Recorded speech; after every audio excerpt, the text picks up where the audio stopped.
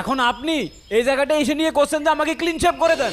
শুনেন ভাই, এই শোনেন, আমাদের ইমাম সাহেবের যে নাপিতের দোকান আছে, আজকে ওই নাপিতের দোকান উচ্ছেদ করব। সবাই আমার সাথে চলেন। হ্যাঁ চলেন, দোকান আজকে ভেঙে চুরে গুঁড়ো করে ফেল দেবো। কি ব্যাপার, কোনো কাস্টমার আজকে আসছে না, ঘটনা কি? আরে ওই জায়গায় আজকে কিচ্ছু রাখা হবে না। ওই নাপিতের দোকান উচ্ছেদ করে ওই কি ব্যাপার? মার্কেট করব। এ তো সব আমাদের মসজিদের মুসল্লি। সম্পূর্ণ কি বলেছে বুঝতে পেরেছেন? হ্যাঁ হ্যাঁ বুঝতে পারিস। এই ইমাম সাহেব এদিকে আসেন। বেরিয়ে আসেন। আসসালামু আলাইকুম। শোনেন ইমাম সাহেব, আপনি অনেক ব্যবসা করেছেন, আজকের পর থেকে এখানে আর ব্যবসা করার দরকার নেই। এই জায়গা ভেঙে সেক্রেটারি সাহেব মার্কেট বানাবে। এই মসজিদে ইমামতি করেন, আবার নাপিতগিরি করেন, লজ্জা করেন আপনার? আপনারা মুরব্বী মানুষ, বেয়াদবি মাফ করবেন। আমি মসজিদে ইমামতি করার পাশাপাশি একটা ছোটখাটো ব্যবসা করছি। আমি তো কোনো চুরি ডাকাতি করছি না।